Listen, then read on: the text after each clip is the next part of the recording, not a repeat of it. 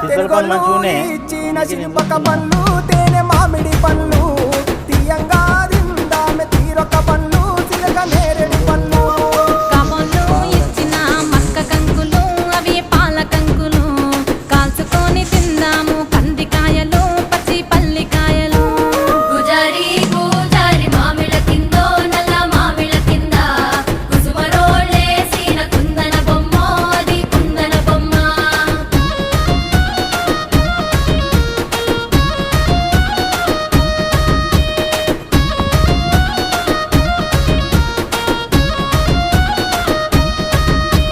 బెస్తలు పెట్టిన పచ్చి చేపలు అవి వట్టి చేపలు